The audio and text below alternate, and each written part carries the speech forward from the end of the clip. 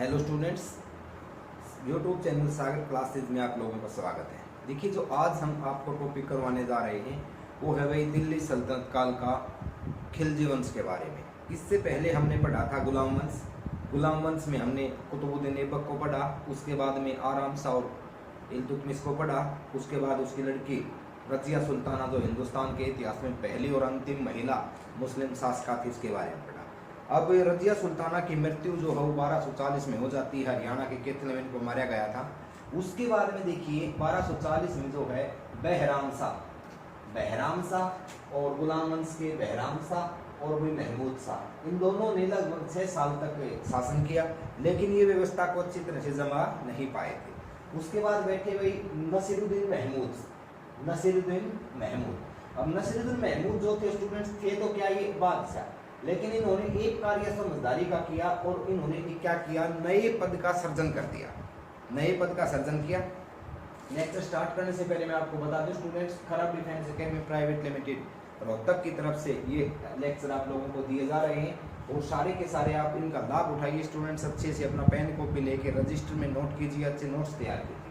तो last lecture में जो मैंने आपको बताया कि हमने गुलाम वंश के बारे में पढ़ा था, तो गुलाम वंश का बलबन के बारे में 8-9 पॉइंट जो हो शेष रहते थे, उनके बारे में हम चर्चा करके फिर जो आपका खिलजी वंश के बारे में बताएंगे। तो देखिए क्या कहता है, बहराम शाह और महमूद शाह 1240 से 40 रहे। 1240 से 66 नसीरुद्दीन महमूद शाह रहा, ये बादशाह था, लेकिन इसने एक कार्य किया। कार्य क्या किया स्टूडेंट्स, उसने नायब ए मामलिकात, इंपॉर्टेंट है, नायब ए मामलिकात ये एक पद था, इस पद का सृजन किया। नायब ए मामलिकात पद था और इस पद का इसने क्या किया, सृजन किया। पद का सृजन करने के बाद में ध्यान दीजिए स्टूडेंट, समझिए, इसको रेजिडेंट भी कहा गया, रेजिडेंट भी कहा गया। अब ये जो रेजिडेंट का पद था ना, इसका कार्य क्या था कि वो सारे काम करने हैं जो एक बादशाह को करना है, बादशाह करता है, सारे के सारे वो काम बादशाह जो करता है वो काम इसको करने हैं, लेकिन ये बादशाह नहीं होगा।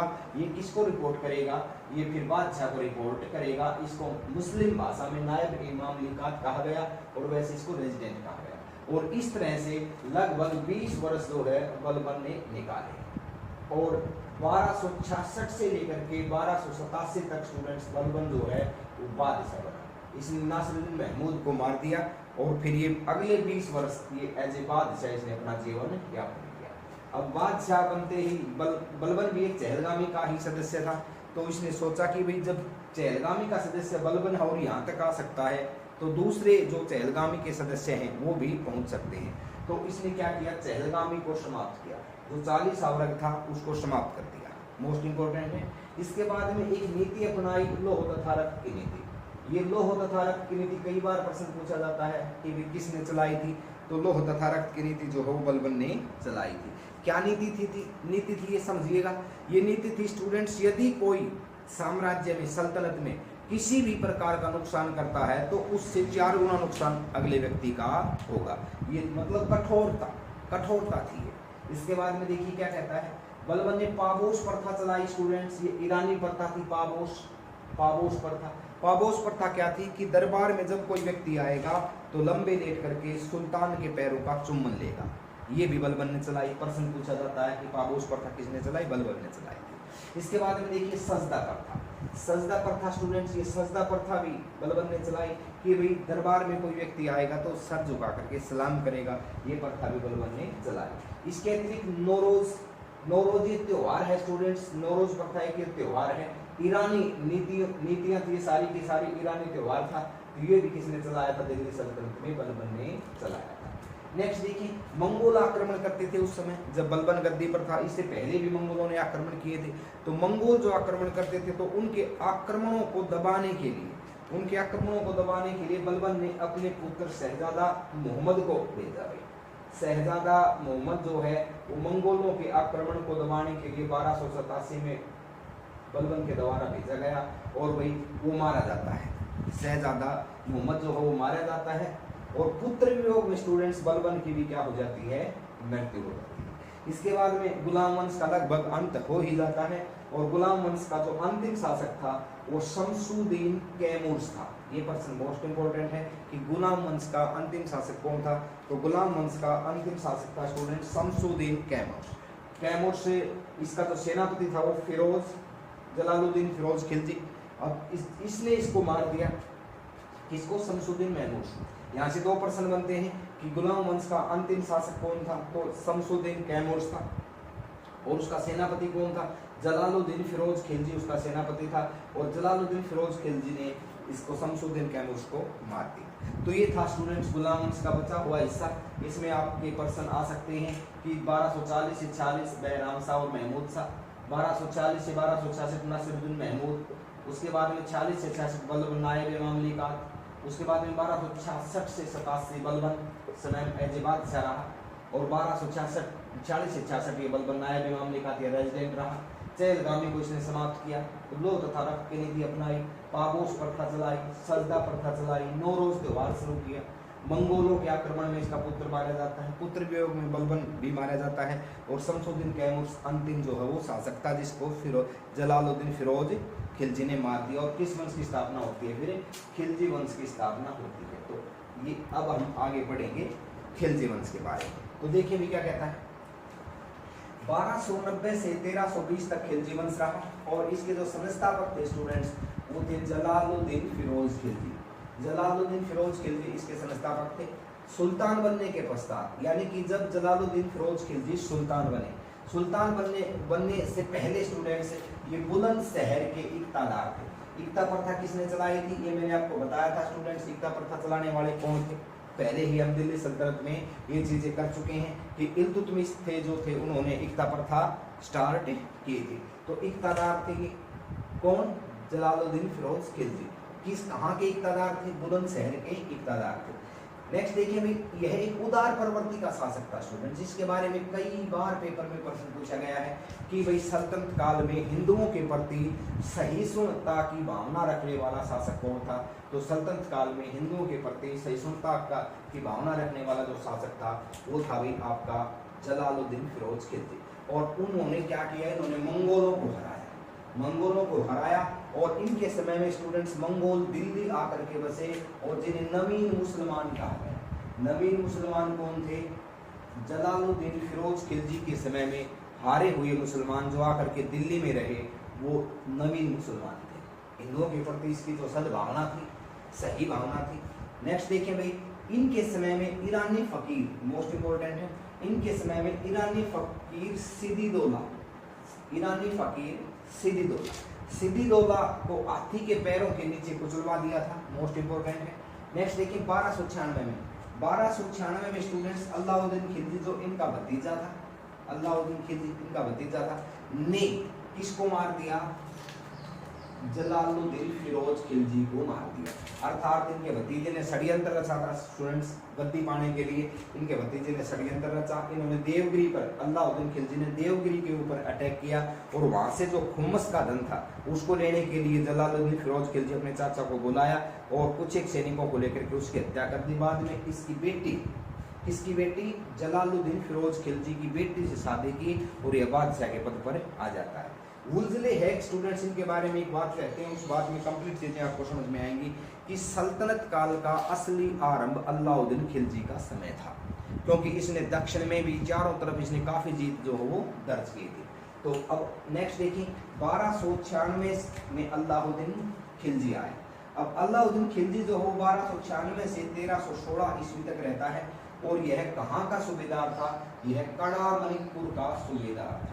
अलाउद्दीन खिलजी शहंशाह बनने से पहले, बादशाह बनने से पहले कड़ा मणिपुर का सूबेदार था। और इन्होंने क्या किया? इन्होंने देवगिरी पर जीत दर्ज की और सिकंदर ए सानी की उपाधि धारण की। ये प्रश्न पूछा जा सकता है, सिकंदर ए सानी की उपाधि किसने धारण की थी? अलाउद्दीन खिलजी ने सिकंदर ए सानी की उपाधि धारण की थी।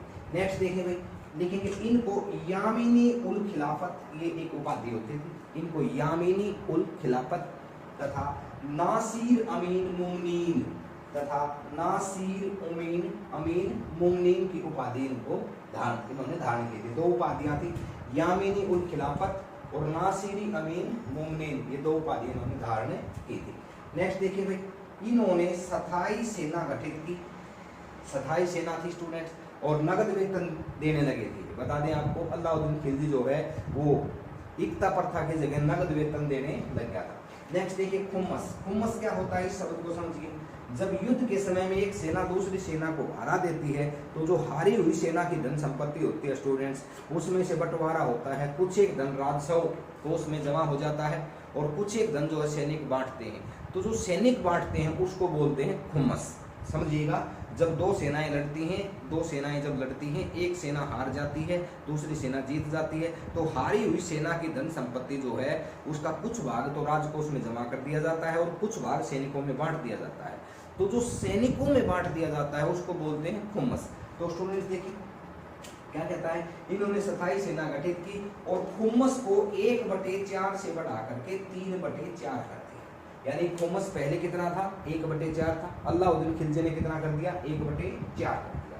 नेक्स्ट देखिए सैनिकों का हुलिया जांचने की प्रथा। भाई कौन सैनिक है, मार्क्स ऑफ आइडेंटिफिकेशन, यानी कि सैनिक की पहचान के लिए एक पहचान चिन्ह उसकी बॉडी पर, उसका हुलिया जांच की प्रथा।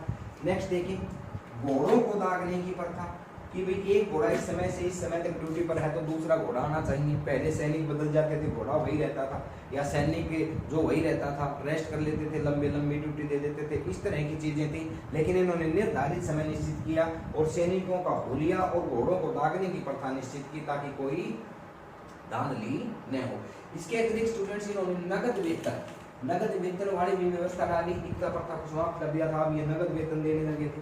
नेक्स्ट सबसे उत्तम बाजार व्यवस्था दिल्ली सल्तनत काल में अलाउद्दीन के समय में थी।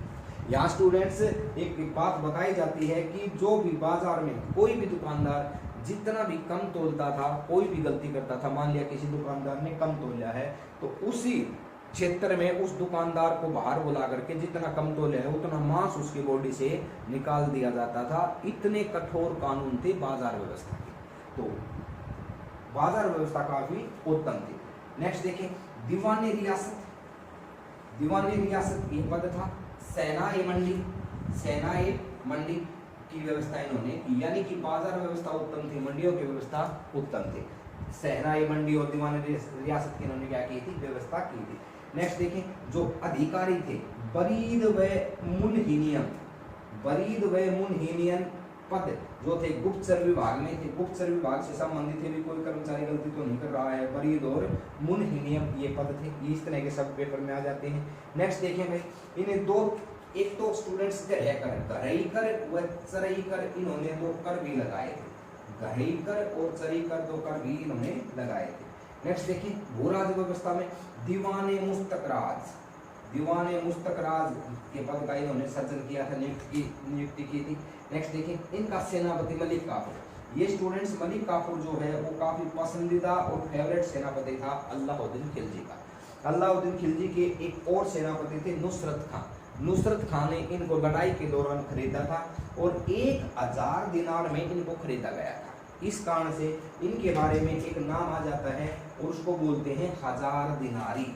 क्या बोलते हैं, 1000 दिनारी। किसको कहा गया था, मलिक काफूर को कहा गया था स्टूडेंट्स, 1000 दिनारी इसको कहा गया था मलिक काफूर को, और 1000 दिनार में इनको नुसरत खान ने खरीदा था। जितनी अलाउद्दीन खिलजी की दक्षिण साइड की विजय थी तो उनमें सभी में महत्वपूर्ण योगदान किसका था, अलाउद्दीन खिलजी का था।